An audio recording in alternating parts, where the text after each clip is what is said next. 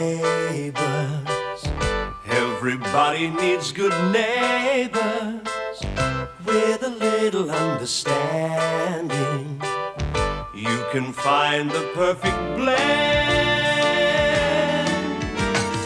Neighbours should be there for one another. That's when good neighbours become good friends.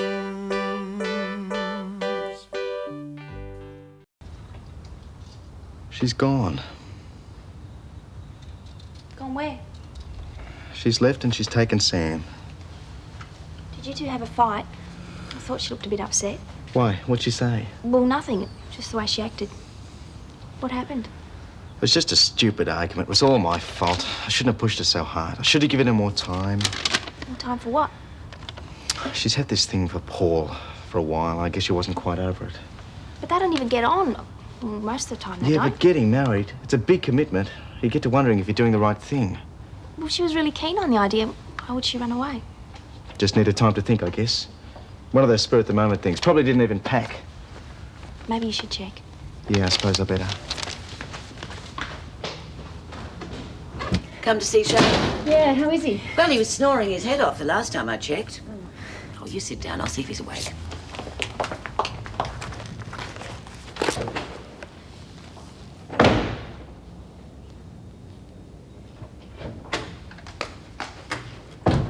No, he's still asleep, I'm afraid. I really would rather not wake him. Oh, you sure? I mean, if he sleeps too much now, he's not going to sleep tonight. Oh, no, I don't think so. He needs all the sleep he can get at the moment until he's recovered. Sit down. Can I give him a message for you? No. There wasn't anything important you wanted to see him about? No, not really. You're looking very smart. Yeah, well, I just thought I'd wear something different, you know? Oh, yes, I think a dress looks much more attractive than jeans. I suppose so. I think the boys think so, too. I know Shane does. Charlene's not at home, is she? No, she's gone to the pictures with Mike and Scott. They're celebrating. Apparently the Erinsborough News wants to print something that Scott's written. Good for Scott. Are you sure I can't give Shane a message? No, just tell him I hope he's feeling better soon, and I'm sorry I missed him tonight. Oh, he'll be back on his feet in no time.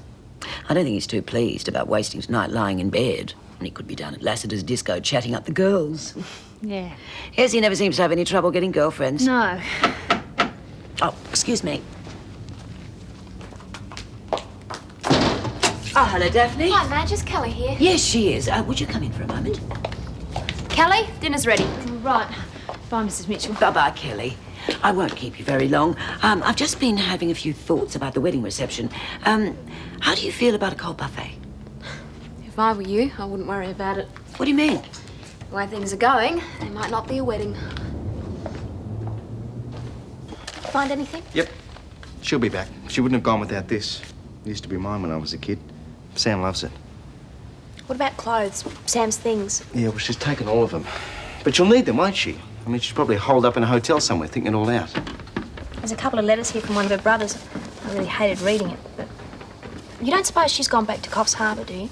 No way, she'll be back. She just needs time to think, like you did when you couldn't decide between Shane and Mike. I still don't understand why she took off like that. Because Paul Robinson had the nerve to ask her to call off the wedding. I mean, sure, she'd have given anything to go out with him once, but after the way he treated her... What happened? He started feeding her a line about how they should get back together, how much she meant to him. She just got totally confused. I went to pieces. I practically begged her to go ahead with the wedding. All the emotional blackmail stuff. I told her there's no way Paul would ever marry her. I suppose that must have hurt a bit. Oh, hell, I'm a fool. No wonder she had to get out to think things over. But she'll be back. We're a family. She just needs her own space for a while. I can understand that.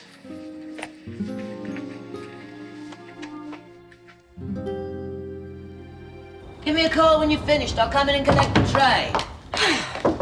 Oh, no. Sometimes it's like a railway station round here.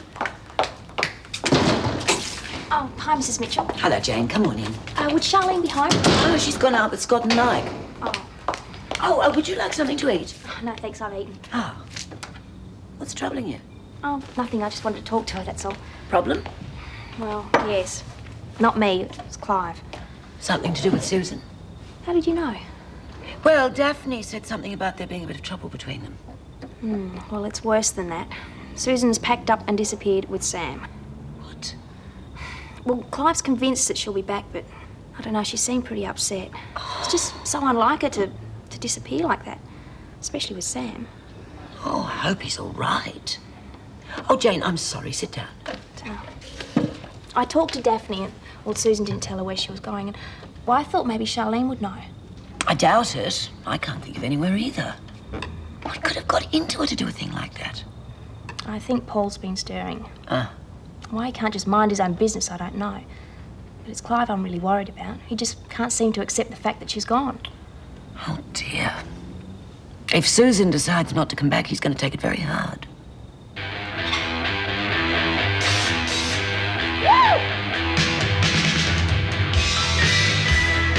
reckon she's mad. What? Susan? Fancy running out in a great fellow like Clive. If I had a boyfriend like him who wanted to marry me, I wouldn't do that to him. Life's not like movies, Kelly. Things don't always work out the way we'd like them. G'day, folks! Des, I didn't hear you come in. Yeah, I'm not surprised with 100 decibels of punk rock in your ear hole. Do you think you could save the neighbours' headaches, eh? Sorry. Well, how was the trip? Oh, gee, that's nice. One little peck on the cheek. No. How are you, Des? Gee, I really missed you, Des. Oh, of course I missed you, you great idiot. Oh, that's good to know, because I missed you. And the trip went really... Well, how are you, Kelly? Good, thanks. Oh, I'm sorry, I had my mind on something else. I've had some trouble here this afternoon. Oh, Clive and Susan. You know? Yeah, I ran into Mad. She was on her way over to Clive to see if she could help. Oh, good. I was about to do that myself. Think it's serious? Susan was very calm and collected when she picked Sam up from here this afternoon. Well, she seemed to know what she was doing. It didn't seem like a spur-of-the-moment thing. Poor Clive. Oh, I'm glad you're back. Listen, I'll go and have a shower. Oh, great. I'll see you later, Kelly.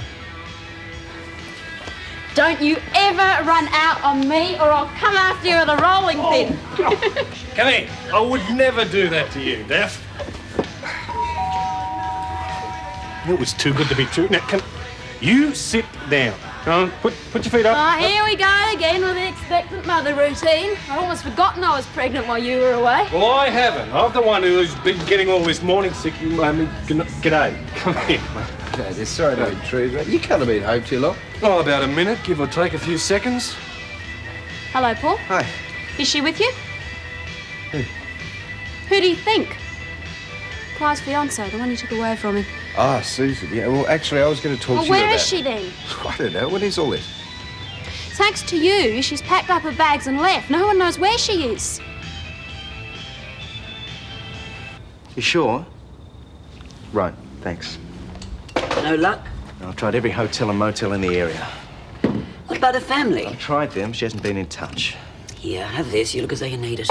You sure Charlene doesn't know anything? Clive, she's been gone since before tea. I don't think she even knows that Susan's gone. Why would she do this to me, now of all time? Well, you said it yourself. She was under pressure. She just ran. Yeah, but you can't go walk about when you've got a young baby to look after.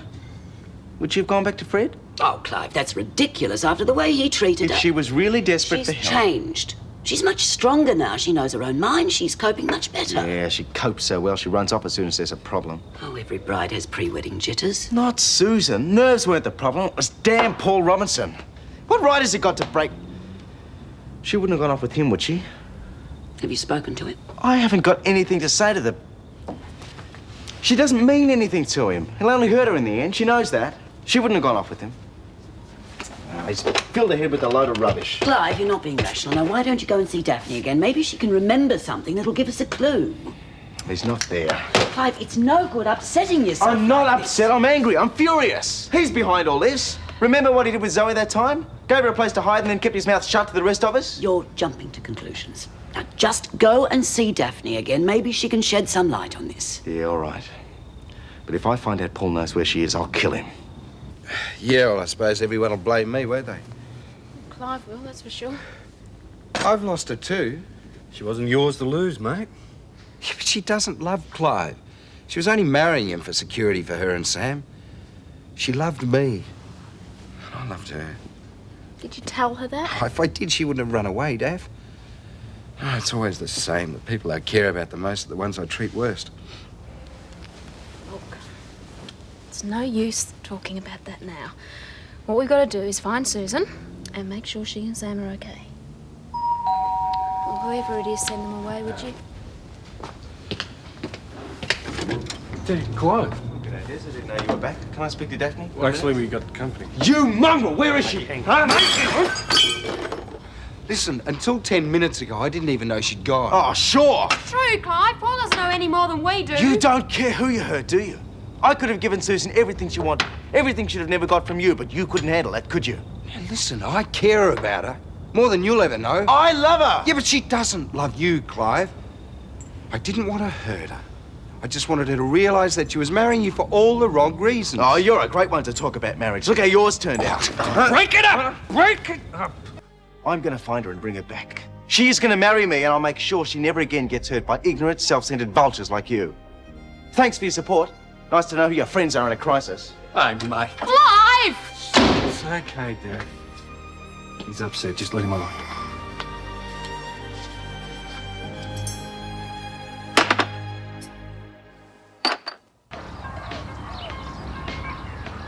I should have realised I was pushing her too hard. What an idiot. When she said she wanted to call off the wedding, I couldn't even think straight. Eat. If I just knew she was all right, she's probably stuck in some seedy little hole somewhere surrounded by all sorts of weirdos. Clive, eat. Look, I'll even cut it up for you. Oh, look, I couldn't, Jane. I'm sorry. I didn't realise you were making it for me. Well, I've already had my breakfast. I've got to get going soon. I've got a job, remember? Oh, work, of course. Can't inconvenience Mr. Robinson, can we? I'm sorry, Clive. I thought of taking the day off, but, well, with Susan not there, there'll be twice as much to do. I'll get it. You, eat.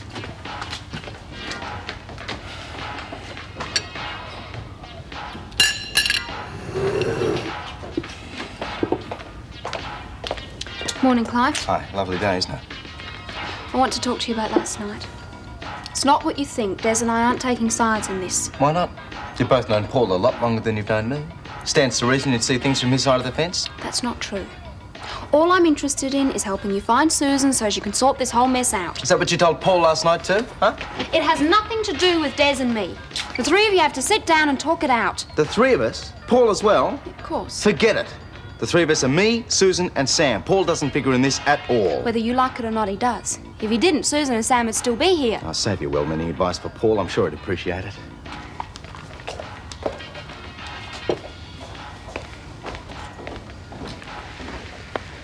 She was only trying to help.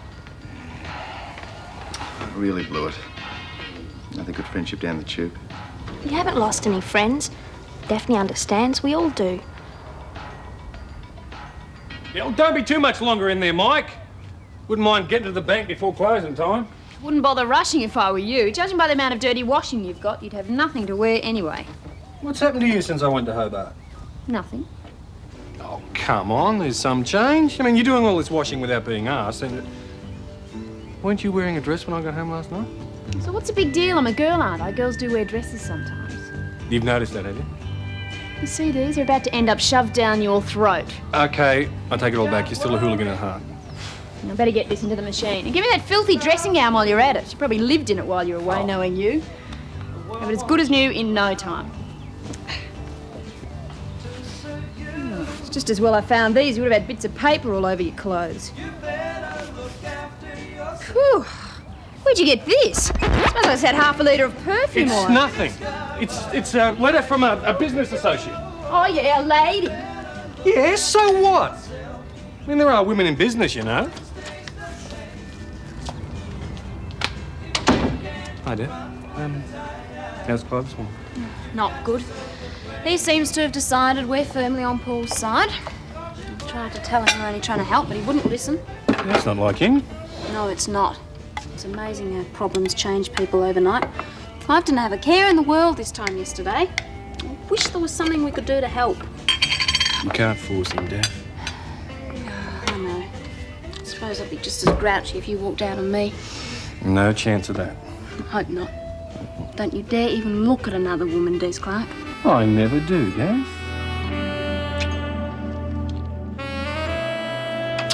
No, look, I'm sure she's fine. There's nothing to worry about. Yeah, I'll get her to call you as soon as I find her. Yeah, of course. Okay, bye. Like you could do with some coffee. No, thanks. If I have any more coffee, I think I'll be sick. And that was Susan's mother on the phone. Evidently, Clive phoned her last night. I couldn't tell him anything either. He also rang every hotel in the area. Yeah, well, that was my next move. I thought maybe she might have booked in under a different name or something. We thought of that. There's no single woman with a baby booked in anywhere. Or what about hostels or boarding houses? I don't know. You should ask him, you know. You two would be much better off if you worked together. No. Okay. Listen, phone the local council, see if there's any women's refuges around. Sure. You know, Clive thought I was a traitor coming to work this morning. Well, do you think you're a traitor? Because if you do, it's all right. I don't mind. You can go. Well, I came, didn't I? Look, I know it's hard staying at Clive's place at the moment, but please, bear with me. I need you more than ever now. Sure. Thanks. I'm sorry I'm a bit edgy, too. It's just I care as much about Susan as Clive does, believe me. I do. Thanks. Have you eaten this morning? I'll get you something from the coffee shop. No arguments. The secretary's supposed to know what's best for a boss.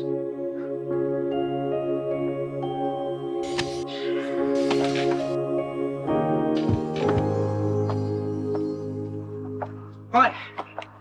Oh, hi. Just as well I caught you outside. Doesn't give you a chance to slam the door in my face. You big dope. You're welcome here anytime, you know that. I wasn't sure after this morning. I was pretty rude to you. No, not rude. Downright obnoxious. I didn't notice. I'm sorry. Oh, Clive. I sort of borrowed them from the Robinsons' garden. Given the circumstances, I really think Jim wouldn't really mind. They're lovely. But you don't need to apologise to me, I understand. Jane said you would. And I kind of figured you would too. Sam's old jumpsuit, eh? Well, he's grown a bit since he had that. Susan gave them to me when she found out I was pregnant. I found them this morning. I thought I'd give them a wash. It's all right, Dad. It doesn't upset me. I got to thinking after Jane left this morning, maybe it's just as well that things happened like they did. I mean, no one wants to waste their life loving someone if they're not going to get love back, are they? Susan's very fond of you. And Sam adores you. Well, Sam's a cute kid, but he wasn't mine. It's all very well having a ready-made family, but kids, they get in the way sometimes. You know, have to organise babysitters, crying in the middle of the night, wet nappies, sloppy vegetables cluttering up the fridge. Clive. No, it's true, Daphne. The whole point to living is learning to make the best of a bad situation. It's getting the honey jar out of the cupboard and deciding whether it's half empty or half full. Damn it, Daff, I'm a Gibbons. I'm an optimist. And Susan walking out on me like that? Well, maybe it was all for the best.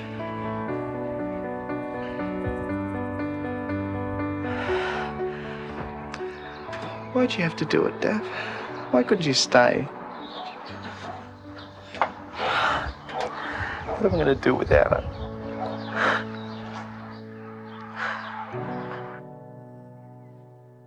Neighbours, everybody needs good neighbours with a little understanding. You can find the perfect blend. Neighbours should be there for one another. That's when good neighbours become good friends. Any luck with the boarding houses? No, sorry. Oh, I'll keep trying. I may have to go further afield in Erinsborough, yeah? She could be anywhere, Paul. Yeah, I know. I'll keep at it. Good morning, morning, Jane. Sorry I'm a little late. Where's Susan? That, Gran, is the million-dollar question. We don't know. Oh, for goodness sake, Paul, how many times do we have to go over this? That girl was reinstated. Susan didn't leave because of a problem here at the office. Then where is she?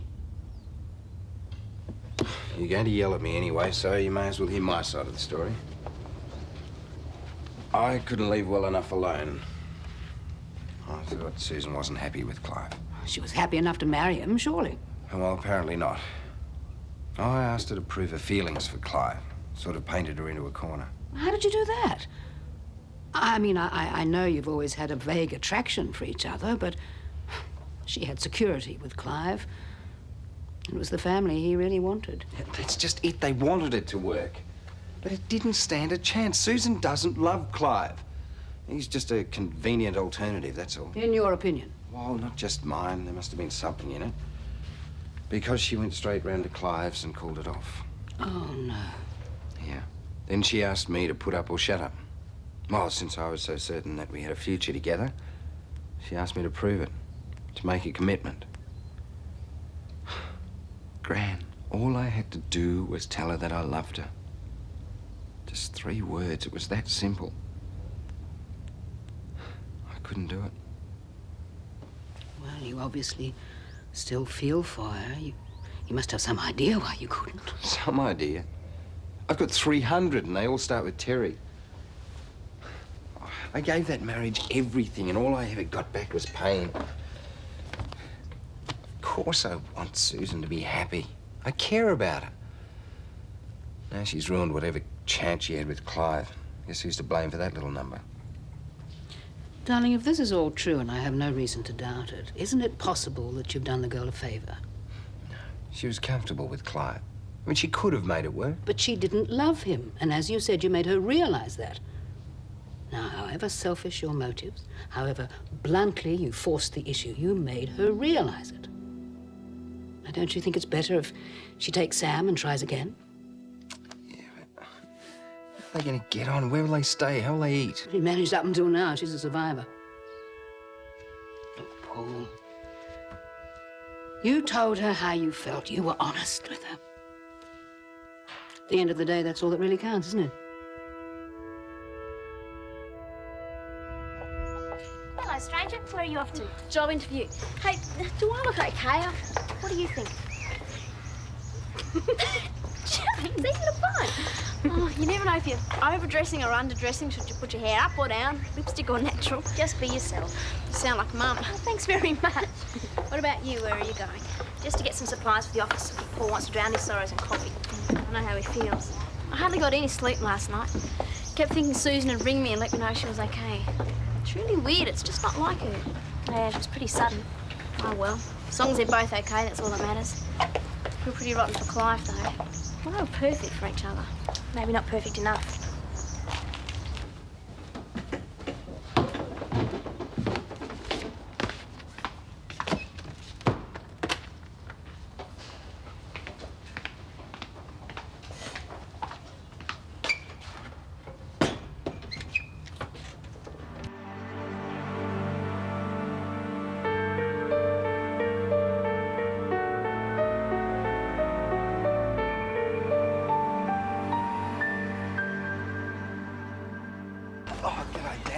This would have to be the most beautiful day. Let me take those for you. Somebody's happy. Happy? I'm over the top. Look, $250 made out to me. $250? That'd almost pay the milk bill. Well, don't you think it's terrific? It's for the story I did in Grandma Robinson. And you've been to see Mr. Cutler. I told you he liked it. Yeah, well, he said it needed a bit of editing, but otherwise I think it's very good. He said they're going to put it in installments over 3 weeks. Starting when? Would you believe Saturday? My own feature Well, I article. did try to tell you how good I thought it was. Oh, it's just fantastic. It's going to be great fun, too. Well, except for the hours. Most journalists work way past your bedtime. Yeah, I know. Racing to meet deadlines, waiting for a real story to break. It's possible for you too, Scott. Yeah, if you went I've back got to to get school. better. I made a few mistakes. I've just got to keep writing. I mean, the more I slog, the better I think I'm going to be. Well, while you're slogging, why don't you pop that in the bank, just in case times get tough? Yeah, well, Mr. Cutler said I could come over any time. He said he's going to show me how everything works. Well, obviously thinks you're worthwhile encouraging. Bess will be very proud of you. My first instalment. I am going to get at least 20 copies, you know. Perhaps you could autograph them. Yeah, maybe I could. Well, I'll be at the office in case you need to ring me to tell me you've got to go to the States to help out Woodward and Bernstein. Who? Never mind.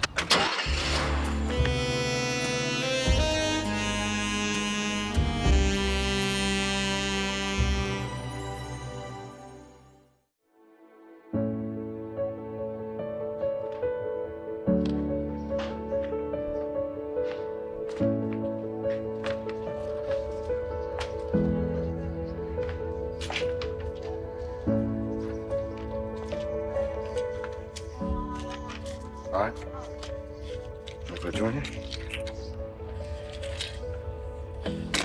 Have you heard anything from Susan yet? I'm trying to find her so I can just sit her down and talk to her. I think she's left Erinsborough. Did she have any other friends? Only in Ramsay Street. Yeah, well, I've got Jane checking the local boarding houses. There's a lot more than I thought. I was hoping she'd go back to the one she stayed in when she first came here. But I rang a while ago. Well, what did they say? Terribly sorry, Dr. Gibbons, but I'm afraid we have no mother and an infant staying here. Still, Sam is a handy signpost, isn't he? He's a lot more than that. Oh, come on, Clive, you know what I mean. Let's not be enemies in this. I want her help. Oh, sure. Now, look here. Nobody feels worse about this than I do. But Susan made a decision for her sake. Okay, maybe I did speed things up a bit, but isn't it better that she and Sam leave now than later? We were doing fine. Just fine. Oh, yeah? Then why is she gone? Can't you think about that? Look, as hard as it is for you to come to terms with it, Clive, she didn't love you. She respected you, she was fond of you, she liked you, all of that sort of stuff. But when it came to the crunch, she just wasn't happy. Now, if you really love her, you'll let her go. So she can run into the arms of a sympathetic friend, huh? Someone with her best interest at heart, some old mate? For once in my life, everything made sense. I had someone to exist for. I didn't have to be Clive Gibbons' village idiot, I could just be me. I'm going to keep looking for her. I'd appreciate it if you'd let me know if you find her first.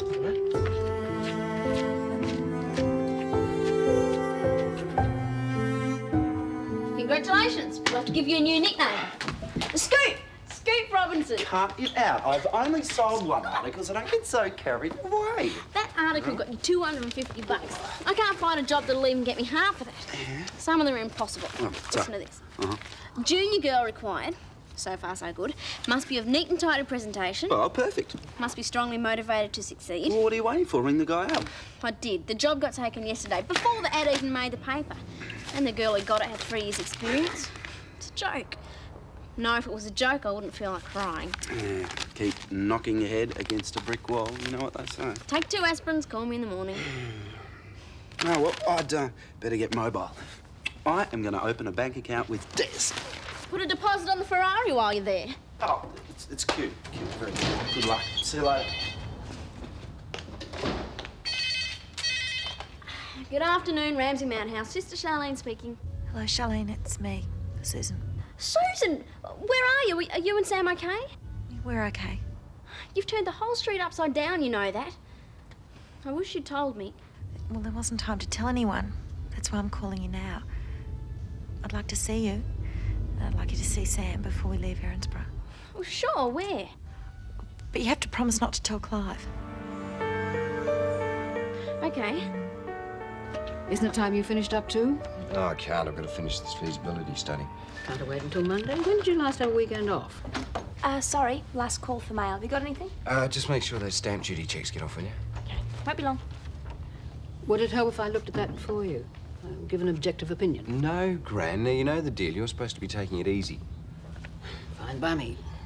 Gran, thanks for your advice before. Oh, it's nice to know somebody understands the whole thing. I saw Clive before. If my own conscience wasn't making me feel bad enough, he certainly didn't help. Forget it. Learn from it, then forget it. Sure, piece of cake. Oh. The terrible twosome. Yeah, well, I was just on my way. Oh, well, okay. Well, I'll catch up at the home because I want to talk to Paul. It's a casserole. Don't be late. Hi, Dad. Have a seat. Very nice. Hal Weinstein will be impressed. Hal who? Weinstein? He's coming to see you Monday. Just a little business I'm putting your way. Hal is a factory owner looking to expand in the area. Needs steering in the right direction real estate-wise.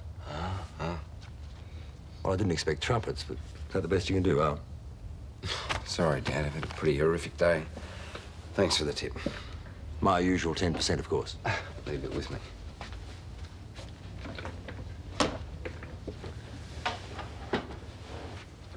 Nothing hurts like a broken heart. Nope. I do understand, Paul. Yeah, thanks. Well, for what it's worth, I think Susan's done you a favour. Why does everyone keep saying that? Look, Clive looks like he's been hit by a truck. I feel like the one that's been driving it. Now, how can that possibly be a favour? Susan wants to make a fresh start. And in her own way, she's trying to tell you to do the same thing. You have two choices. You can sit here, wallow in it, let the whole thing get on top of you, or you can get on with your life. All I care about is my son's happiness.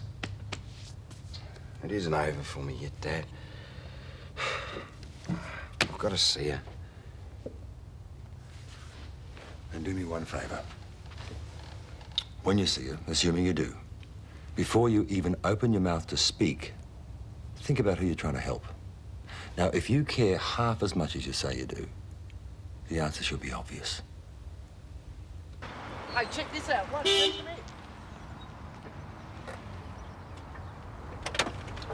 Oh, I just made the most amazing deal. The guy must have been crazy. What guy? Well, he sells used parts. Look at these great new hubcaps he let me have. I bought these new spotties. Wow. I thought you'd be interested. These things are worth over $600 new, and he gave them to me for a really good price. I thought you were meant to put that money in the bank. The car's gonna have a little taste, especially when I cut back the Duco and give these things a good polish. Yeah, I guess so. What's wrong with you, eh? Nervous about the interview, eh? Yeah, and I'm really running late. Well, do you want a lift? No, thanks anyway. Bye. See ya. Hey, good luck with the interview. Hey, Gran, guess who? Oh, I'm not sure. Weren't you in one of those horror movies that Lucy was watching last weekend? They're my new lights. They're great for fog and early morning, that type of stuff. But doesn't your car already have lights? Yeah, all these are extras. It is going to be the sharpest car in Ramsay Street. Scott, I thought that money was supposed to go into the bank. Oh, g'day, Dad. I trust there's an explanation for this. It's my money. I don't need to remind you, Scott, that we had a deal. You get a roof over your head and 3 meals a day. Anything else you pay for with your money. I didn't spend all of it. That's not the point. We've discussed all this. The car is fine. It doesn't need any fancy tricks. It wasn't all just for the car. I want to say thanks for helping me. Maybe I shouldn't have spent my money on that too.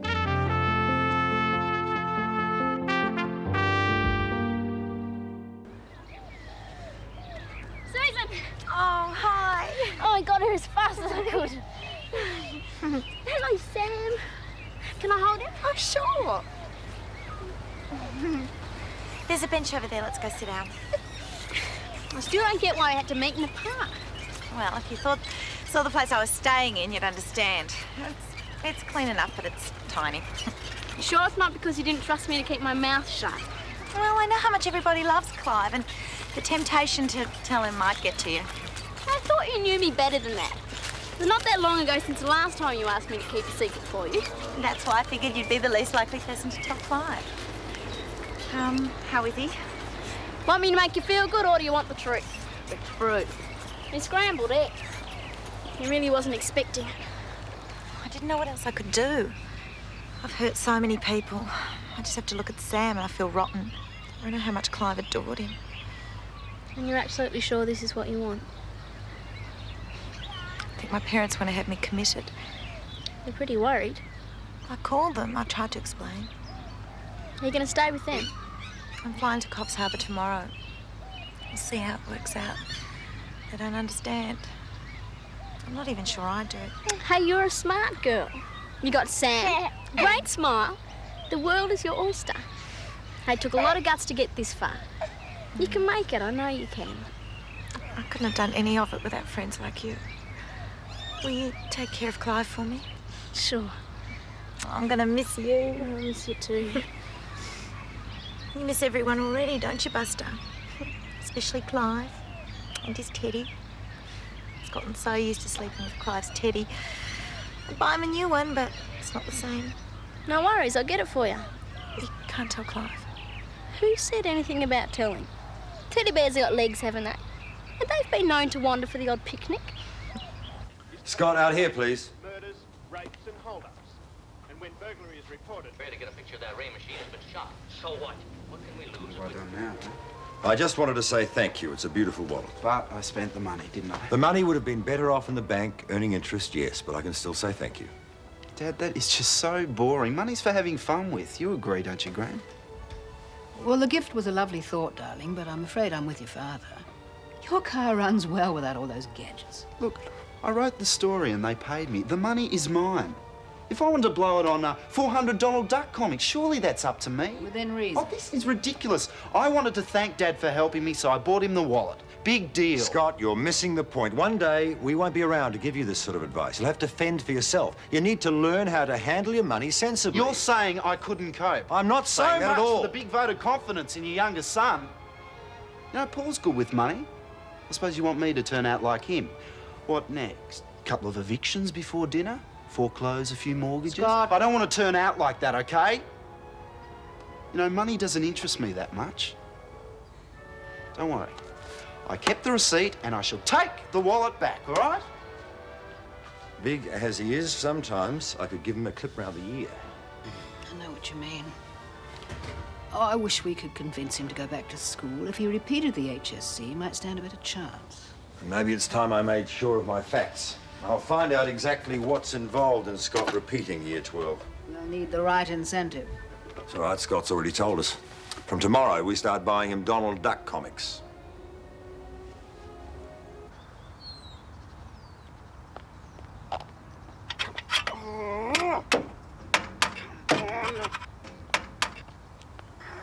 Hey, don't bang it. You'll bend it.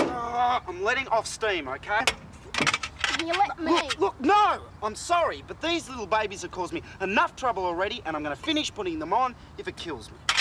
Your father? How did you guess? I mean, he is just so straight. His idea of living dangerously is putting out too much garbage and hoping that they take it. Not bad, eh? Well, they've just forgotten what it's like. That's their trouble. I've left school and I want to have some fun. How's the job hunting going, anyway?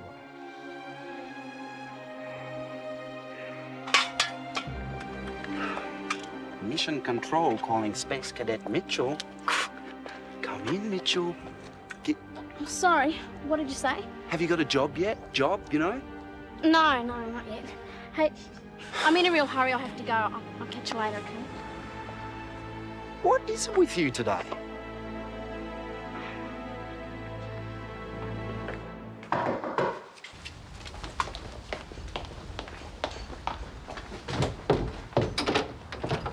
Hi.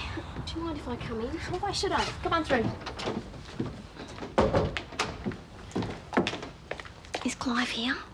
Should he be? No, he shouldn't. Why are we whispering? Who's whispering? You were, Charlene. You're weird. Definitely weird. It'll be even weirder if Clive catches me here. Why? What's the big deal with Clive? I've seen Susan. She's asked me to do her a favour. You've seen her? One peep out of you and you look like you're wearing sunglasses. Got it? Big secret, huh? It's a huge secret. Little Sam can't sleep without Clive's old teddy bear. Here it is. Charlene, you can't take that. Well, Clive will know for sure. What do I say if he asks me? But you'll have to be inventive. Say we're cleaning up for a charity toy drive. But I've got to go. Susan's waiting. But Charlene, but you're doing it for Sam, okay? Come on, be spoiled, I suppose. G'day. Clive, gee, you're early. Didn't expect you. Any word from Susan? Sorry, Clive. Nothing. Stay for a cup of tea? No, I've really got to go. What's this? Were you trying to take this? You know where Susan is, don't you? I've really got to go. You are not going anywhere till you've told me. Charlene, please, if you know where Susan is, I'm begging you. You have got to tell me.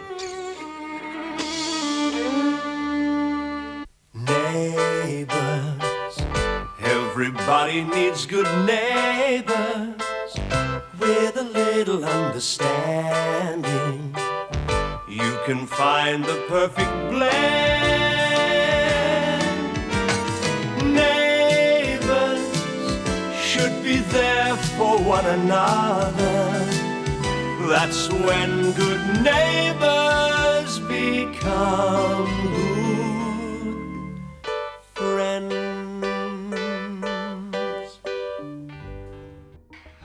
She made me promise not to tell anyone, especially you. Think about it, Charlene. Suppose someone you love shot through on you, your mother or Scott. And suppose I was the only person in Ramsay Street who knew where they were. You'd want me to tell you, wouldn't you? She's afraid you'll talk her out of going. She has got my word. I won't heavy her. Look, if she's made up her mind, I don't want to make it any tougher on her. All I want is the chance to say goodbye. I can't tell you where she is. But I'll do my damnedest to talk her into seeing you. You think you can? No guarantees, but I'll try. I'll give this to Sam when I see him.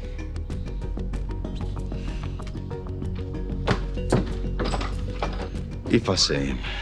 Hey, you will. If anyone can talk Susan round, it's Charlene.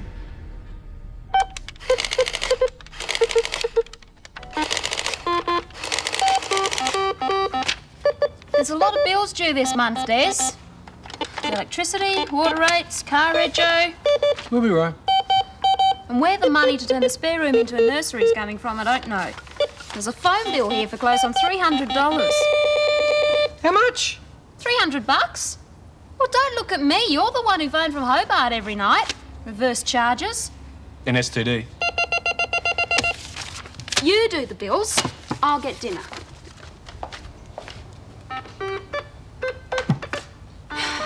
Maybe I should hide that thing, whatever it is. Fair go, Daff. It's for the baby. I can see that. Oh, what now?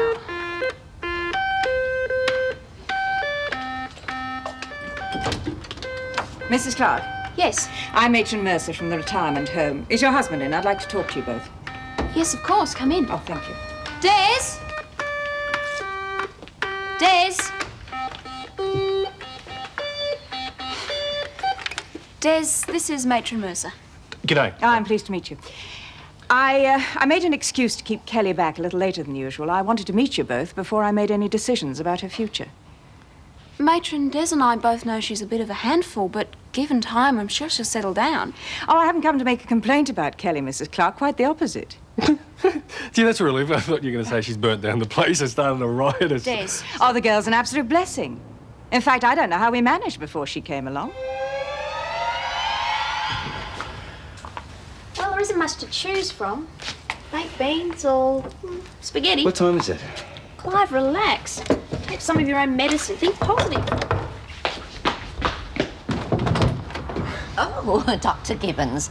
How nice to find you home. Mrs. Mangle, you're back. Hello, Jane, dear. Hi, Nan. How was the holiday? It was sunny. Oh, good. Oh, no, far too hot.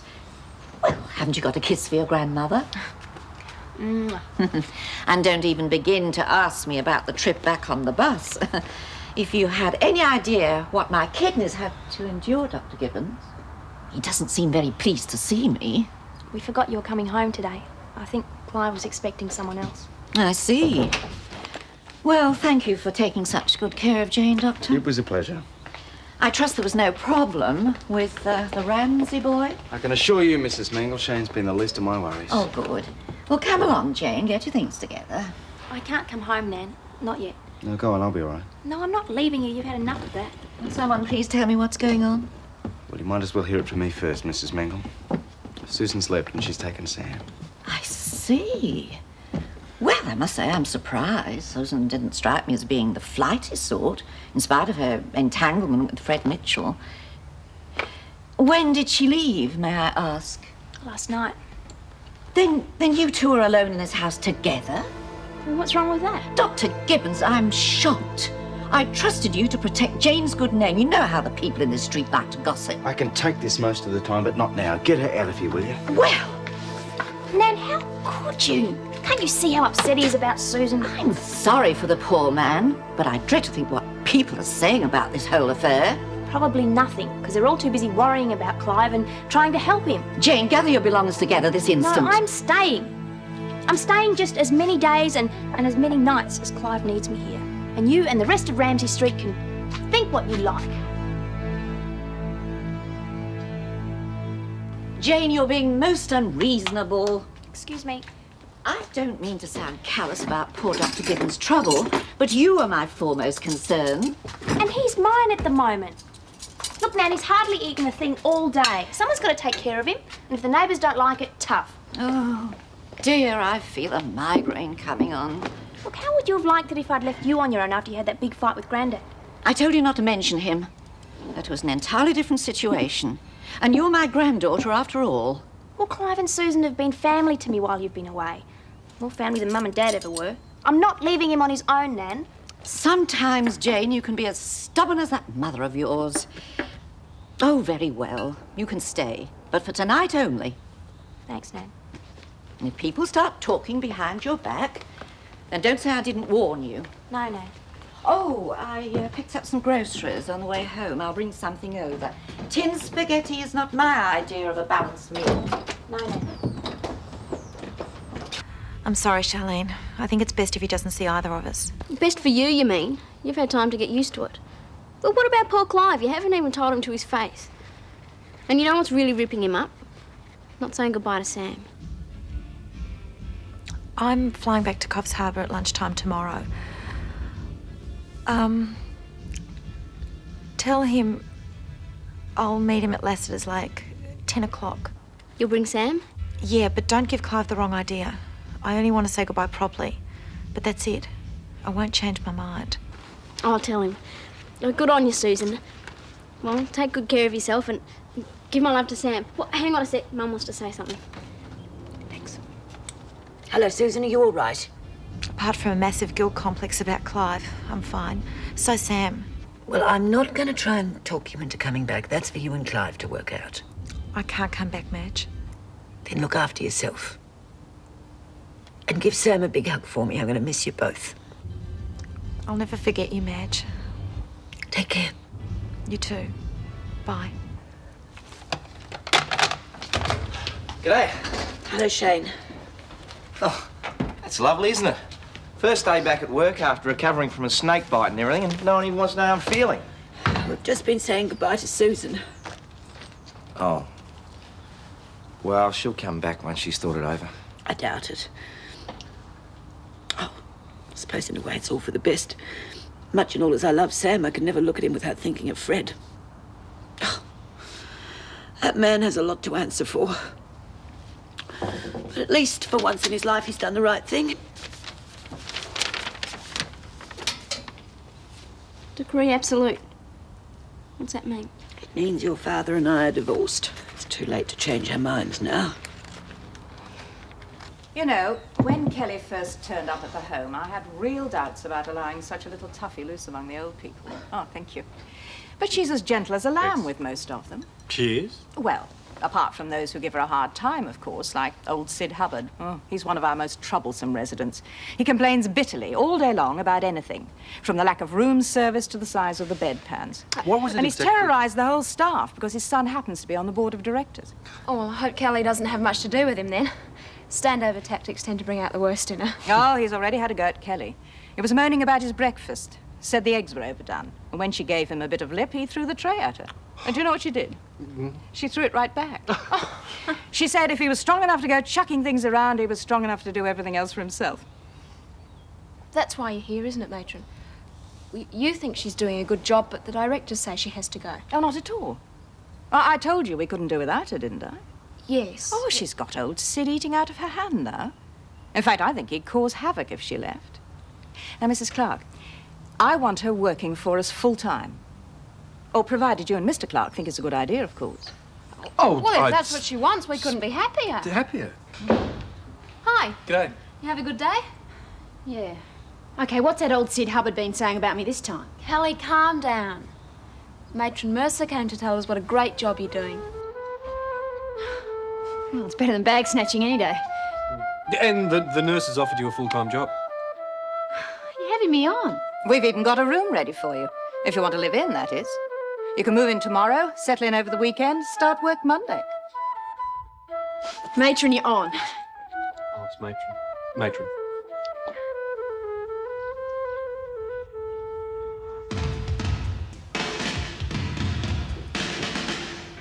And one, and two, and one, and two. Come on, Des, stretch those muscles. Oh, I am, Daff. Honest. I just can't stretch it another inch. Look, getting through a pregnancy is a lot harder if you're not fit. You're the one who's having the baby. And you're the one with all the symptoms. I wouldn't even be surprised if you end up with stretch marks. Okay, mothers-to-be, breakfast is on. Bacon and eggs. Oh, thanks, Cal. Oh, toast will do me. Morning, sickness. Morning. You'll be over it in a couple of weeks. You hope. You two start without me. I want to get out of these tights. Des? Yep. You know, not such a bad bloke for a bank manager. Thanks for putting up with me. That's all right. For this job at the retirement home, you sure it's what you want? Yeah, those oldies and I clicked straight away once I gave them a chance. Half of them just wanted to take me under their wing and reform me. The other half wanted someone to talk to. And I like to listen. Sid Hubbard reckons he was nicking cars at my age. Oh, well, all the best, and Well, if it doesn't work out, I mean, I reckon you can come back here if you like. Thanks, Des. But don't worry, I'll be right from now on. You know that letter I found in your pocket? The one with the perfume? You haven't mentioned anything to Daph? No.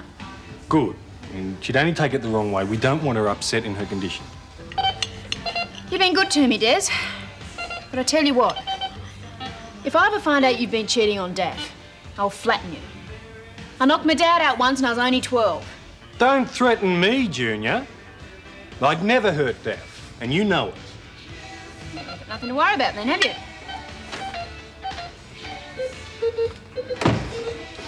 Des, the toast!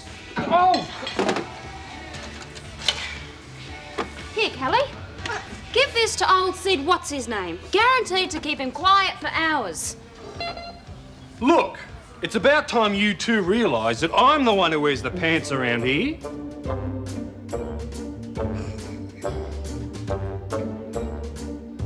Well, usually, anyway. Oh. Oh. What a dump. Grandad fine? Oh, no. Is he all right? Yep, and Grandma's all right too. Oh, good. Why do I instantly assume there's some major catastrophe every time Dad gets in touch? He said to tell you that he'd run into an old friend of yours. Oh? Harold Bishop. Really? Guess what? He's gonna drop in and see him. Harold's coming here? Yep. When? All Grandad said was that he comes down here on business every so often. The next time he's in town, he's going to give you a call. But that could be tomorrow for all I know. Oh, that's typical of Dad. Sounds like you were pretty keen on this Harold bloke. Well, we were very good friends once. Of course, I haven't seen him since before I married your father and moved to Coffs Harbour. He used to be very good looking. Not what he's like now. Oh, hell. That's him. He'll take one look at me and run a mile. What do you reckon? I reckon she's still keen. Ah, Mrs. Mangle. How was the trip? Oh, fine, thank you, Mrs. Mitchell, fine. But I seem to have run short of a few supplies. I was wondering if I could borrow some, flour. Oh, yes, of course. Good morning, Shane, Charlene. Oh, such a shame about Susan running off like that. Poor Dr. Gibbons, I do feel for him. Oh, she is very fond of him, Mrs. Mangle. I'm sure it's not a decision that she made easily. No. I was rather disturbed to learn that Jane had spent the night there after Susan had left. People do talk, you know. I'm sure nobody would give it a second thought, Mrs. Mangle, and I expect Clive was very grateful to have a friend on hand. Well, just what I said, Mrs. Mitchell. Plain or self-raising? What? The flower. Jane, plain. Kelly, come in. You're early. Just came to hand in my resignation. Got another job. Oh, great. Whereabouts? The retirement home. But I thought the magistrate said you had to work there for nix. Yeah, that's only 15 hours a week. They're going to pay me for the rest of it. Look, I'm sorry to let you down, but it's pretty important to me. Oh, that's all right. Good luck. Look, keep in touch. We might go to a movie or something sometime, eh? Oh, that'd be great. Anyway, look, I've got to go. I'll see you later. Which retirement home did you say you'd be working at? Oh, one up on Walker Street. Say hello to that hubby of yours for me. When you get round to digging him up, that is. Well, I was considering moving into that home in my twilight years, but not while that young hooligan's there. Oh, not on my life.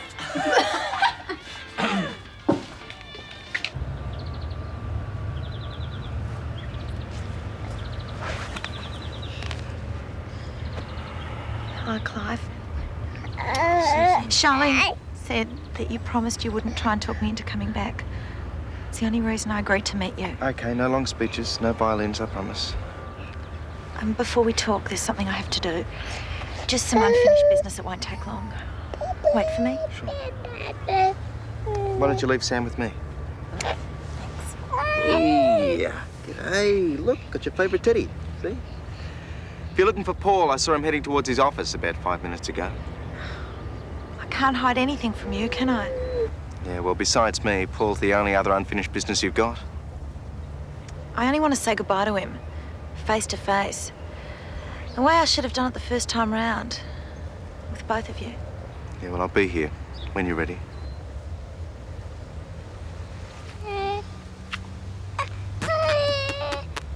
Tell you what, why don't you whip next door and get some morning tea and I'll make a start on the next one. Okay. Oh, and James, I'm sorry if I've mucked up any plans you had for today. Well, it's not often I'll expect you to work on a Saturday. It's okay. I don't mind. Susan. Hi, Jane. Can you spare me a few minutes? Excuse me. I thought you might have gone back to Coffs Harbour. Sam and I booked on the lunchtime flight. So why did you come back? To say goodbye. Oh, that's a laugh.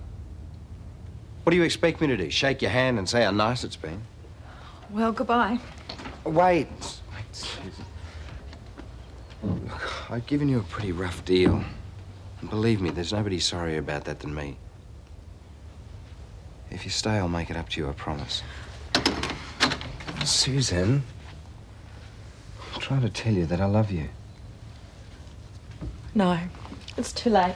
Yeah, but I didn't know, not until you'd gone. But it's not just you and me anymore, Paul. It's Clive too. I've really messed him up and I'm not going to make it any worse. Yes, but he knew how things were between us right from the very beginning. Paul, this isn't easy for any of us. But it's harder for Clive.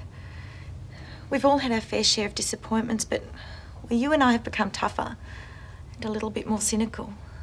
Clive doesn't know how to be like that.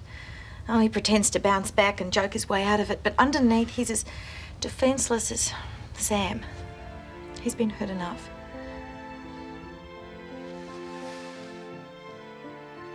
Goodbye, Paul.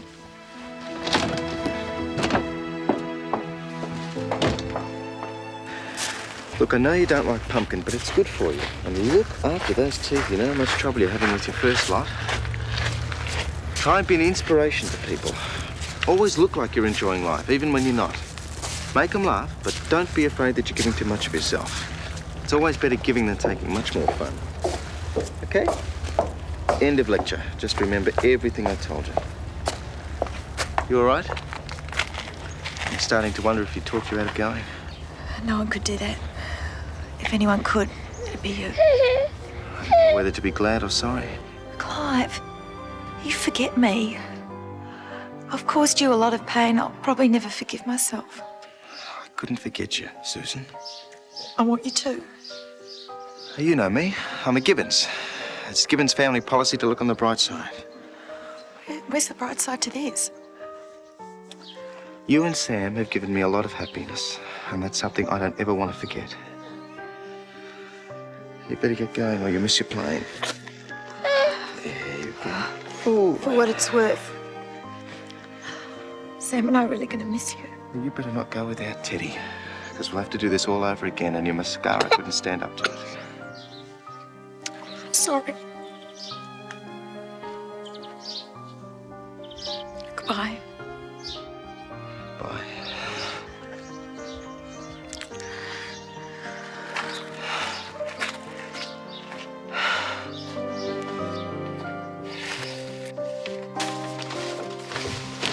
Is Paul in there? Yes, but he's busy. Yeah, this won't take long. Clive, no, please don't. What do you want? About 10 seconds to get a few things off my chest. I would have done it before, but I didn't want to make things worse for Susan. Listen, if you think you can just come barging You into must my be feeling very proud of yourself. You've ruined Susan's life and you put a sizable hole in mine. You just couldn't stand the thought of someone else being able to make her happy, could you? Clyde, face it. She doesn't love you. Things were going fine till you shoved your nose in. What did you think, that she'd come running back to you? Okay, get out. I feel very sorry for you, Paul, because it's all going to catch up with you. It's called karma. One of these days, when you've trampled on all the people that care about you, you're going to wake up and realise no one's going to take it from you anymore. And when that day comes, mate, I'll be sitting back laughing for all I'm worth, because you had it coming to you. Neighbours, everybody needs good neighbours with a little understanding. You can find the perfect blend. Neighbours should be there for one another. That's when good neighbours become good friends. Well, look at this. At least 5 cents dearer than last week. Well, wages go up, prices go up. That's ridiculous. That sort of system doesn't help anyone. I think your grandmother ought to try a hand at politics. What do you say? No, she'd have to live in Canberra with Mr. Hawke. Don't think I'd like that too much. I shouldn't think Mrs. Hawke would be too thrilled about it either. Mate, you would not believe it. It is in. It's in. They really did print it. There we go. One for you. And one for you. Page 5. There is my name in print. And they've hardly changed a word, too. Gee, you're really famous now, Scott. here. And you're going to have to get used to seeing that name in print. This is just the start. It's come out very well. Hey, congratulations, mate. Bess would be proud of you. You would indeed. I hope this convinces you of the need to go back to school and get your grades, though. You'll need them if you're going to be a full-time journo. Dad, who needs school? I'm already on the way. I want to make sure everyone in Ramsay Street gets a copy, OK? I think I'll help you. Yeah, well, you can hold the papers while I sign the autographs. That's OK, isn't it? The back-to-school idea went down like a lead balloon. Well, it's a bit of a thrill to have your name in print for the first time, but I agree. You're going to have to think of something pretty smart to sell him on the idea of going back to school.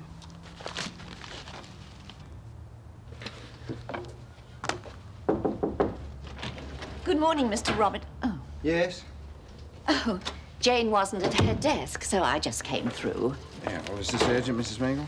Well, I'd hardly be bothering you on a Saturday if it wasn't. How are you managing without Susan? Oh, I'm getting by. Jane's a big help. Some people just have no conscience at all. Thank you.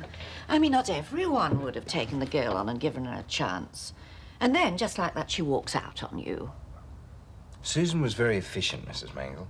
Perhaps, but not everyone would have employed an unmarried mother. Look, is there something else you want to see me about? Oh, I was wondering if the rosters for the next week have been made up. I presume I'm still employed at Lester's? Oh, of course. I do need your assurance, though, that you're not going to take any more time off for family problems. Oh, there's absolutely no chance of that. My family problems no longer exist. Good, because I've decided to make your appointment here as housekeeper permanent. Oh, well, it's the only logical thing to do, isn't it? Yes, loyalty and efficiency are bound to be appreciated. Eventually. Well, I'll be getting on my way. Oh, you're leaving too. You're not going to Ramsay Street by any chance? Oh, as a matter of fact, I am. Scott's article's coming out in the Erinsborough News today, so I thought I'd just go around and congratulate him. Well, as long as I'm not taking you out of your way. Madge Bishop. Sounds good, eh? You reckon you go the full formal bit, Mum, or just a special licence and small family reception? Oh, stop it, you two. Harold Bishop's just an old friend. I reckon garden weddings are nice. Yeah, we can have it right here. Well, if it means you'll mow the lawn, I'll have to think about it. If I ever get this thing going again. Well, I'm going to go over and see Helen. Maybe I'll get some sane conversation out of her. Maybe you can talk her into being matron of honour.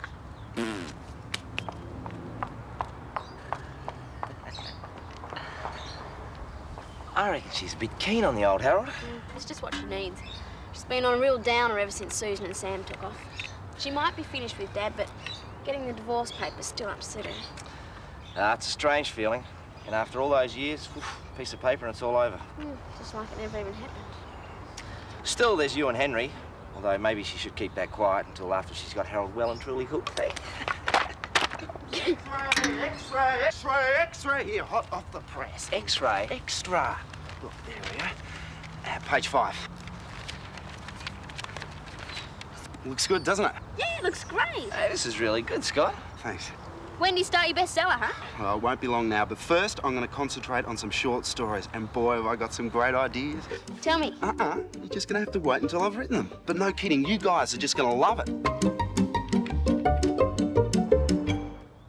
So Dan's doing a bit of matchmaking, is he? Yes, the silly old fool, after all these years. I'm sure that Harold will take one look at me and run a mile. Why? Well, I've changed a great deal since Mr. Bishop last saw me, Lucy. 20 years can make a lot of difference. So, you'd be older too? Yes, that's true. I wonder what he looks like now. You know, before Fred came along, I really rather fancied Harold. What was he like? Everything Fred wasn't. He was steady, reliable, lovely manners. Had quite a good future ahead of him, too. Mum thought he was a cat's whiskers. What are they? In this case, Lucy, ideal husband material. Like Bradley? Exactly. But you married Fred, why? Would you settle for a tuna sandwich if you could have caviar? No. Fred made everything seem so exciting, such fun. He wanted life to be one long adventure. Well, I was young and I wanted to believe him. Oh, that man, he could charm the fillings out of your teeth. I'm afraid he made poor Harold look pretty dull by comparison. I suppose he must have. Oh, I think I knew even then that it was crazy, but when you're young and in love, common sense flies right out the window. Well, that can happen at any time, especially when a person's lonely. In fact, I think the older you get, the more you tend to clutch at straws. Oh, dear. This isn't getting the lunch cooked. I better go.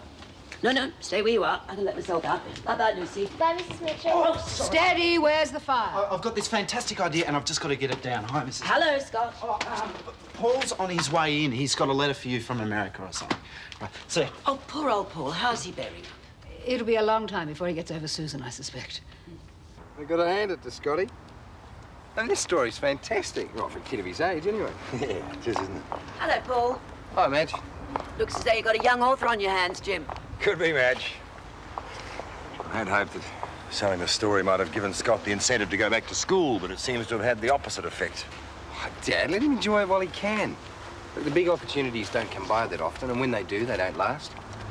I don't know, the way I muck things up with Susan. Well, don't be so hard on yourself, Paul. If you'd been ready to marry Susan, you'd have married her. Can't go into those sorts of things unless you're absolutely sure. You followed your instincts. I think that was the right thing to do. Yeah, but Dad, why do I always end up hurting the people I care about? I don't mean to, I don't know. It's almost as if I've got the Midas touch in reverse. We all make our own mistakes, Paul. The main thing is to make sure we don't make the same mistake twice.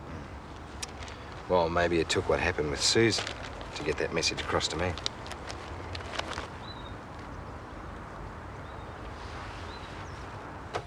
Hey, Gran, Paul's here. Hey, can you stay for lunch? Gran said I could make fettuccine. I did not. Maybe next time. Hi, Gran. Hi. I was clearing out the postbox. There's this personal letter for you. So thank you. I thought I'd bring it over. Gran, I'm going to work in here. The light's just a bit better. Is that okay with you? Oh, yes, darling. Yep. Congratulations, mate. I thought it was fantastic. Thanks. Oh, so much for my opinion. I'm really glad you liked it, Paul, but I've got this fantastic idea that I have to get down on paper. I understand. When you're hot, eh? Not bad. How are you managing at the office, Paul? A bit better than outside of it at the moment. Well, it can't be too easy for Susan either, having to go home to her parents. Yeah, well, at least I know she and Sam are going to be well looked after there. Anyway, it's her life. She's the only one that can sort it out. Yes, well, I suppose that goes for all of us. There's one thing for sure, Gran. It's going to be a long time before I get any more romantic ideas about anyone. Yes, it's not always that easy. Suddenly you're involved, and too late you realise you're going to hurt a lot of people, not just yourself. Well, that's exactly what I did. Hey, what's this? Oh, darling, leave it. It's from Rosemary. It's a photo of a church she's decided to get married in. Does that mean she's finally set a date? She suggested a few dates on the back. Do you think she'll ask me to be flower girl? I hope so. I'd love to go to America. You better book your airfare right away, Gran, just to make sure. She can't till she knows how many of us are going. Look, I wouldn't make any plans, any of you, because I'm not going. You're not serious? Are you? Well, for heaven's sake, I've just come back from America. I've no intention of going again. Oh, Shane, I've asked you 100 times to do that outside. I don't know, I spent hours cleaning this place, and you two can reduce it to a pigsty in 5 minutes flat. Nice to be needed, Auntie Madge. Yeah, think of it that way, Mum. And I wouldn't mind a hand from you instead of you sitting there and preening. I'll bet your Mum used to say exactly the same thing to you. Yes, well, it did have a rather familiar ring. And I'll bet you used to do exactly what I was doing before you went out on a date with Harold. Oh, I used to drive Mum mad. Even if he was only taking me to the local pictures, I used to spend all day Saturday with my hair in curlers and cold cream smothered all over my face. Love to been around to see that. Hey, have you got any photos of Harold? Yes, I think there are one or two in the old album. There should be some of Harold. He partnered me when I made my debut.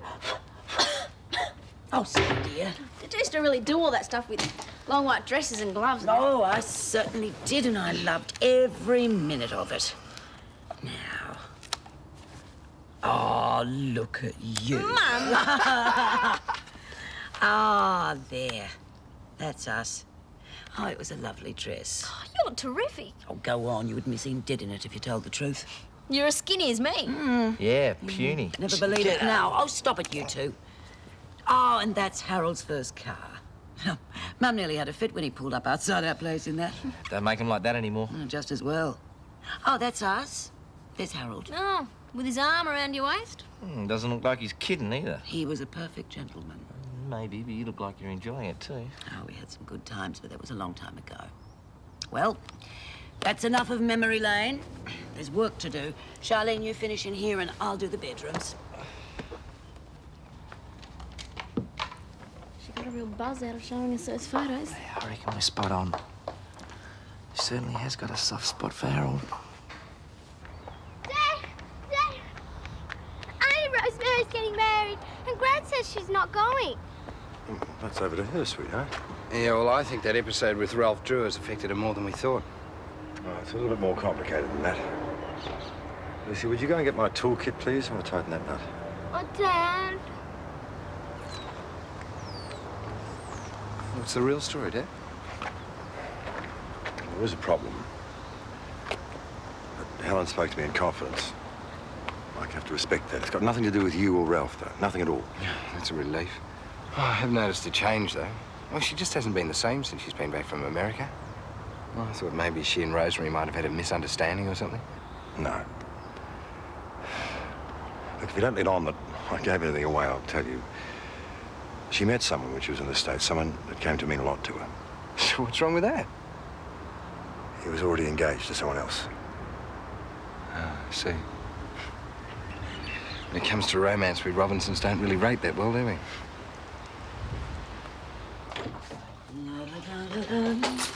Oh, I wonder what put you into such a good mood. Oh, I'm always in a good mood. Well, most of the time. It's a long time since I've seen you this chirpy, Auntie Madge. I'm beginning to think it's a pity that Uncle Fred ever appeared on the scene. Oh. Well, there you go.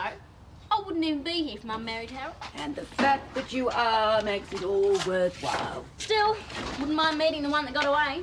Why don't you give Harold a ring, just to say g'day? I wouldn't dream of doing such a thing. He'd probably have a fit. Come on. Otherwise, you'll have to wait till he gets here on business. Could take months. Yes, well, I won't die of curiosity in the meantime. Well, you two, I've got to go to the shops. Would you please not make a mess of this place while I'm gone? Yes, boss. You know, I'll never understand women. Any fool can see that she's itching to see Harold again, but there's no way known she'll phone him up and speed things up. Anything could happen between now and when he gets to Werrinsborough. He could meet someone else or die. There's nothing to stop me from giving romance a helping hand. Grandad'll have telephone. Now, hang on, Charlene. Auntie Madge will wring your neck. She might. Then again, she might not. It's a chance worth taking. Yeah, that'd be great, Mr. Bishop. Okay, bye. You beauty! Well, how'd he sound? Really nice and very interested. He said he's got to come down in business in a few days and he's really looking forward to seeing Mum again. And he wasn't a bit put off knowing she's got a teenage daughter. Well, he's in for a shock. He said it was very thoughtful of me to ring. Really must be keen. He jumped at the invitation. You didn't pull one of your little stunts, did you? What do you mean? Like stretching the truth a little? Letting him think that Auntie Madge asked you to call? Well, I didn't exactly... Yes, but you let him think it. Whose side are you on anyway? You agreed Mum needed cheering up. Sure, but she also likes to make up her own mind. Well, I've done it now. I reckon she'll get her a kick out of seeing him.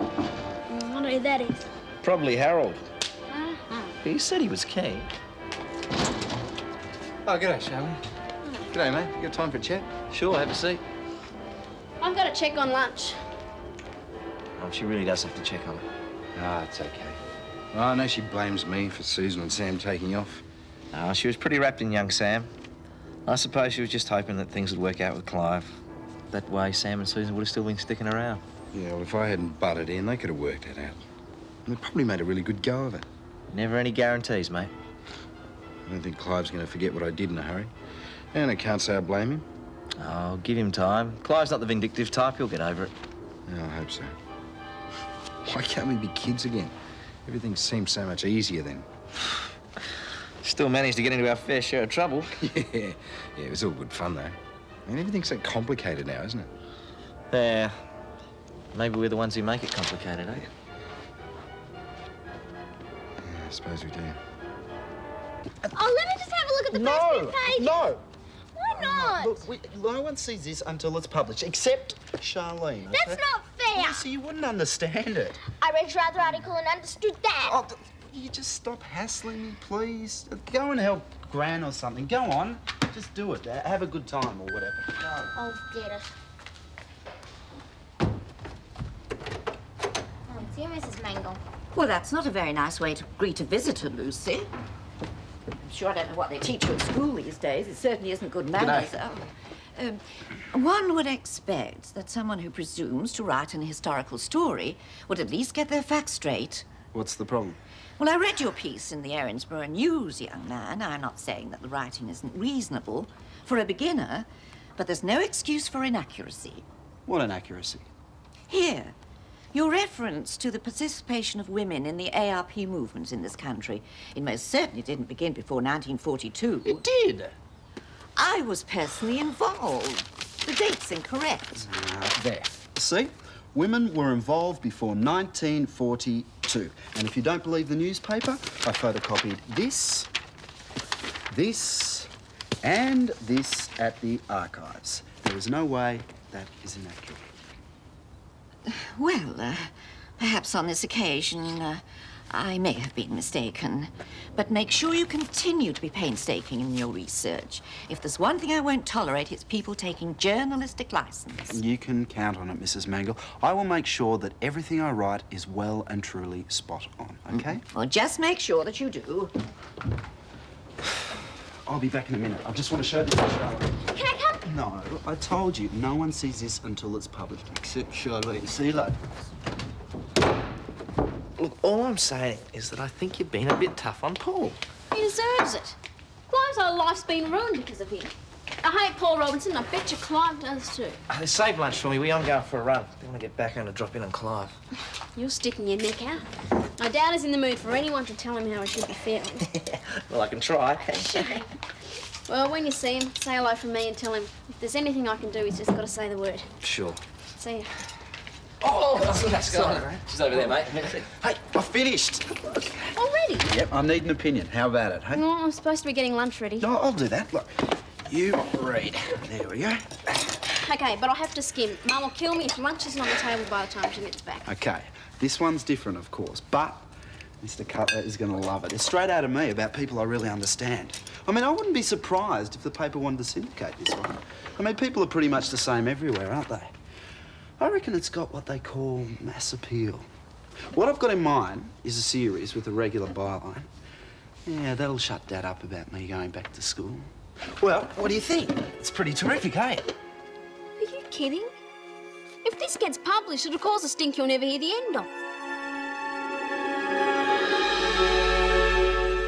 Neighbours, everybody needs good neighbours with a little understanding. You can find the perfect blend. Neighbours should be there for one another. That's when good neighbours become good friends.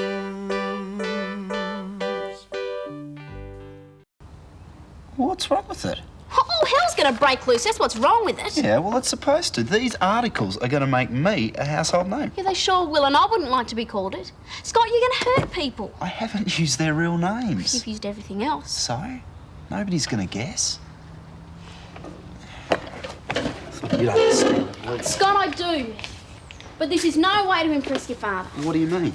Well, that's what you're trying to do. Prove he's wrong. Show him you can make it as a journalist. And it's not the way to do it. It's not just that. My HSC results were like a kick in the guts. You guys all did so well. You didn't do so... And then the Erinsborough News published their best Robinson story.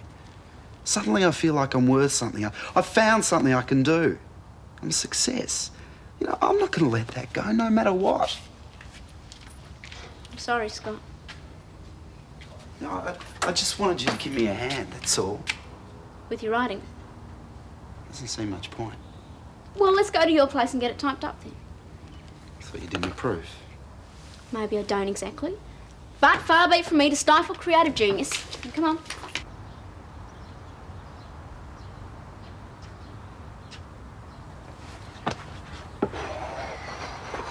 Hey, look who it is, Just dropped in to Yeah, see it's how- the law of gravity. Does the same thing to apples.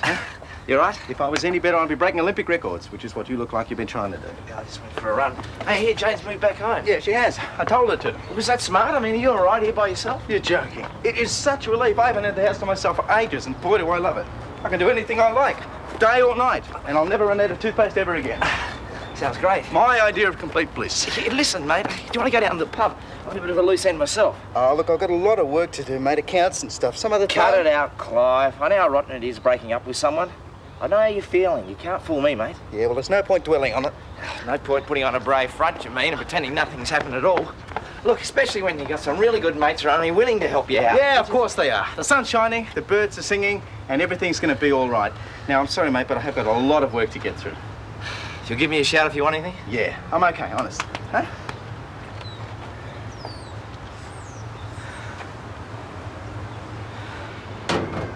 Right. Oh, Jim, I'm just going over to the Ramsays. What for? An emergency meeting. Charlene, your mother said to tell you that the lunch was ruined and not to hurry home. It was in the oven. I forgot all about it. Glenn, what kind of emergency meeting? Never you mind. No one ever tells me anything. Hey, that's not how you spell jilted. No. Then why'd you spell it that way? It's a typo. Now, come on, just go away, please. Lucy, come on. No. I was only trying to read Yeah, it. well, don't. I'm trying to work. You let Charlene read it? She doesn't read out loud. Well, I think it's stupid anyway. Oh, come on, just rack off, please. I will, and I'm going to Don't. write my own story all about horrible big brothers. What are you writing about? Horrible little sisters. And who's been jilted? You can read all about it in the paper, Dad. Under the byline by Scott Robinson. I'm very proud of what you've done, Scott. You know that, but... But what? Just because they published the first one doesn't mean they're going to publish every article you submit. And Mr. Cutler himself said to you, you have a lot to learn about being a journalist. I'll publish this one, won't they, Charlene? No two ways about it. I don't want to be a wet blanket, but... But. It is always but. Scott, you need special training. No one would try to be a doctor or an engineer without training. It's the same with journalism. I ran into your ex-form master this morning. He said that there'd be no problem with you repeating the final year. Who said I wanted to go back? It's the only way, Dad, Scott. you agreed that I didn't have to go back. I know, but listen to me. No, you listen to me for a change. I don't want to go back to school, and you can't make me. Scott, for heaven's sake. I've told you 1,000 times. I don't. Oh, I don't know. I just can't seem to get through to him these days. He's just touchy, that's all, about failing last year. Well, I hate to say it, but maybe it would have been better if the Bess Robinson story had never been published. Might have saved you some fireworks. Now, what's all this about? Well, Shane went over to see Clive, and apparently he's really down. I've never seen him like this before. I've got to do something to help the old bloke out. Yes, but what? Well, I wish I knew. He doesn't want to talk to anyone. He doesn't want to see anyone. All he wants to do is be by himself. Doesn't sound like Clive. Yeah, well, I only imagine I'm fresh out of ideas. I thought you might be able to come up with something. Oh, well, Paul's been in the doldrums ever since Susan left, too. Nothing I've said has had any effect on him. Mum, I'm sorry about lunch. Yes, so you should be, but never mind that now. Put your thinking cap on. We're trying to think up ways to cheer Clive up. Oh, is he still really down? Yes. Well, have you got any suggestions? Oh, come on, Charlene. You were full of bright ideas this morning about Harold and me. Well, that's the problem. Clive's always the one with the bright ideas. Whenever anybody needs a lift, he always knows what sort of trick to pull out of his hat. What about a nice, quiet, home-cooked dinner, just to let him know how much we care? But he already knows that. It's got to be something really crazy. Something that'll make him forget all about his problems, what, for a little while. I know. Remember that box of crazy gear that Clive left with me when his Uncle Ted came to stay? I'm beginning to regret inviting you into this conversation. You just get Clive over here for dinner. I'll do the rest.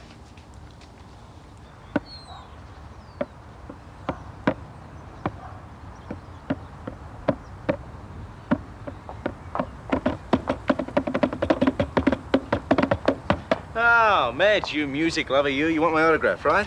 No, I just came to check if you were all right. Of course I'm all right. I was just having a jam session. Boy, it's good to have this place to myself. No babies, no nothing. I can really let go. Didn't sound much like a jam session to me. What about if I said it was Beethoven's concerto for two fingers and a bongo? Really, Clive, you don't have to pretend with me. Now, come on, tell me honestly. How are you? I get a bit lonely sometimes, now that there are no nappies to change. Why don't you come over and have dinner with us? Any nappies need changing at your place? Oh, Clive. Look, thanks very much for the offer. I'd love to, but I've just got so much to do. Like sitting and brooding? No, other things, exciting things. Like what? Cutting my toenails. I'm not going to take no for an answer. I'm not very good company at the moment. What does that matter? For goodness sake, it's just a quiet dinner with friends. I don't know. I'd planned for an early night. You don't have to stay late. You can leave any time you like. All right. Is that a yes? Yes, I'll come. Good. I'll bring some photos of Sam as well. I've just come back from the developers. I'll go and get them for you. You'll love them. Scott, what's another word for horrible? Lucy, just rack off. I don't want to read your stupid story. I'm writing my own. All about a beautiful princess who gets locked away in a tower by her horrible brother. No need to ask where you get your inspiration from. The only problem is I've written horrible 4 times on this page already. Roger Thesaurus. Are you writing about dinosaurs? Lucy, it's a dictionary. Well, sort of. Look, why don't you take this into your room and look up horrible? It'll give you heaps of other words that you can use instead, okay?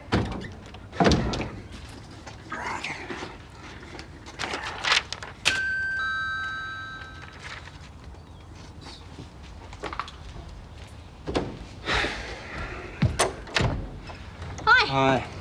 You could at least try to sound glad to see me. Sorry, Charlene, but at the moment I don't really want to see anyone. I am trying to work. Well, I thought you wanted some help. All I want is some peace and quiet. I reckon you should advertise. Potential best-selling author requires rat-free attic in quiet Erinsborough Street. You don't think I'm serious about this writing, do you? Too serious. Hey, we used to spend Saturday arvos together, remember? Look, why don't you come over for dinner? We've invited Clive over to try and cheer him up a bit. Thanks, but you can count me out. Look, I know I'm not really with it right now, but once I finish this story, I'll make it up to you. No, I'll hold you to that. It's a promise, all right? But now I really do have work to do, okay? I'm going now. Okay. See you later, stupid.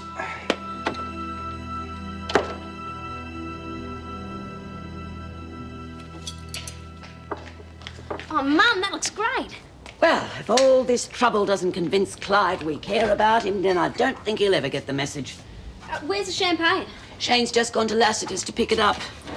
After that, I think I'll get him to go over and get Clive before he changes his mind about coming to dinner. Good idea.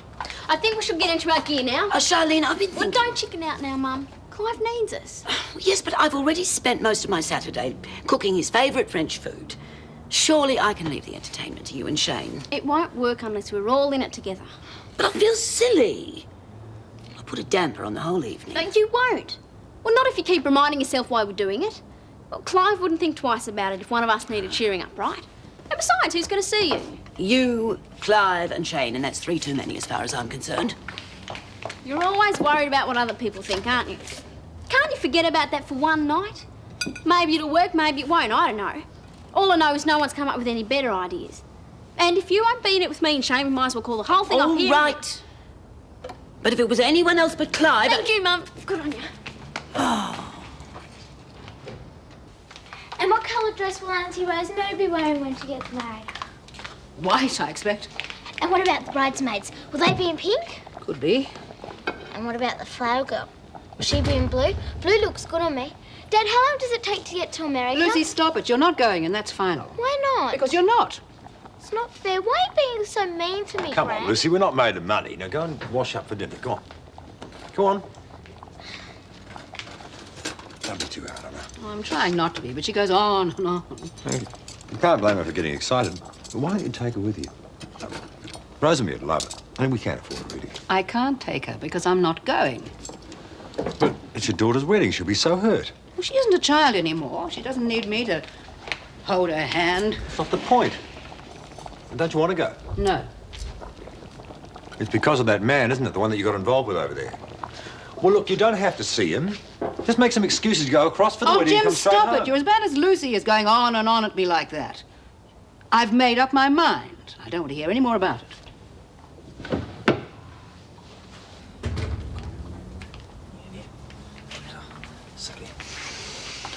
Smells great, doesn't it? Just can't wait to put the hole in. Great. Come on, let's dig in. What about Madge and Charlene?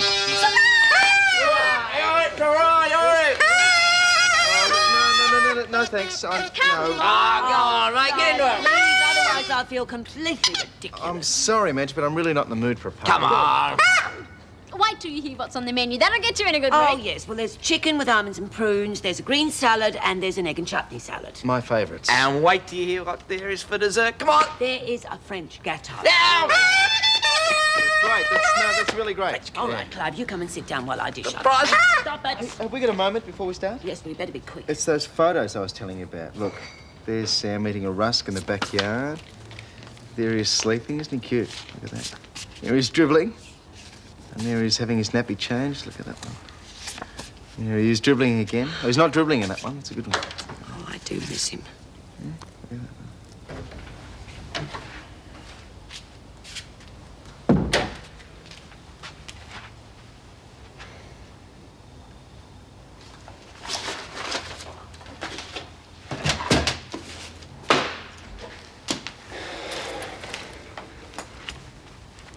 Dad, can we talk? What's on your mind? Sorry about this afternoon. I wasn't trying to interfere with your life, Scott. Sounded like it. I only want what's best for you. So do I. Fair enough. So can I tell you what I'm trying to do with my writing? I'm all ears. Okay. I want to establish myself so I can land a cadetship. But you think that's possible with the HSC results you got? Yeah, well, it's a long shot, I admit that. But just let me try and do it my way, okay? If it doesn't work, then I'll consider going back to school. I can't ask for fairer than that, mate. Thanks. Helen, you'll be interested in this. Huh? What is it, Dad? It's an art show opening in town, featuring Gerard Singer. Oh, that's Rosemary's fiancé, isn't it? Must be. There can't be two artists called Gerard Singer. I suppose not. Excuse me. Doesn't she care? Doesn't she even want to see him? Apparently not. Maybe she doesn't like him. That's probably why she doesn't want to go to the wedding. It's delicious, Mum. Oh, come on, Clive, eat up. Thanks, Madge, but I'm pretty full after all that chicken. It was great, it really was. I wouldn't have had a better meal. Well, you can't go, Clive. You've all gone to so much trouble. I'm sorry I spoiled it for you. Charlene. Yeah, but he can't. Let him go. Well, at least we tried. The whole evening was a disaster from beginning to end. Look, he's even forgotten his photos. Oh, he'll be back to get them any minute. See? Let's convince him to stay around this time. Good luck.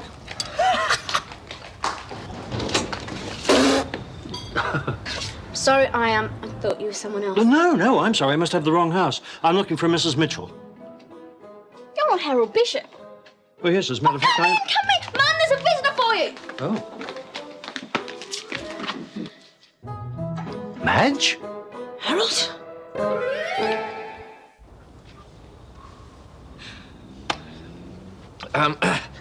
Can I get you a drink or something? A beer? Champagne. There's heaps of it. Thank you, but no. Ah, that's better.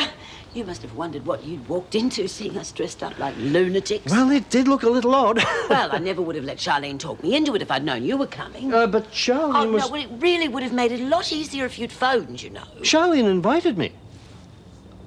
Well, I knew you'd never get around to it, and then, well, with all the business with Clive, I forgot. All right, I'll deal with you later. Oh, I'm glad she invited me.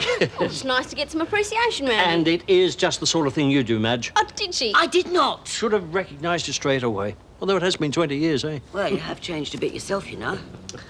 I might go see Clive, just to make sure he's all right. It's good to meet you, Harold. Oh, good to meet you, Shane. Yes. See you. Bye. Bye. Well. It's been a long time, eh? Yes, it has. Can I get you a drink, a champagne or a beer? No, thank you.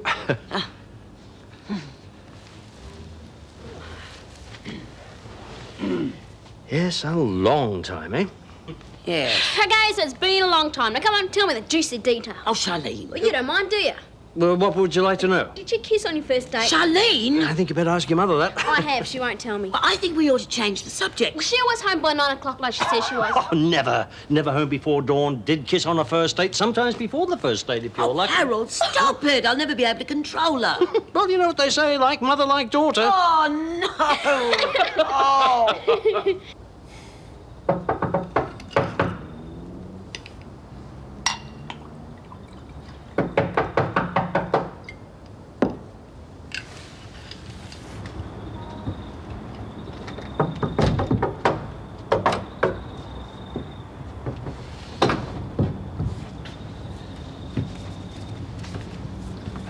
forgot these.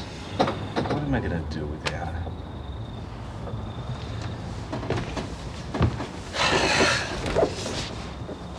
Well, you won't find the answer in here. Oh, don't worry. Just for atmosphere. I'm not drinking. It's ginger ale.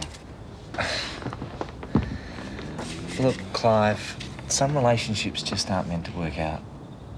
I know, I've been through it with Daphne. After a while, the hurt goes. What do I do in the meantime? Face the truth, I suppose. It wasn't meant to be, and it's better for it to have ended when it did. Easily said. No, it isn't. I still think about Daphne and what might have been.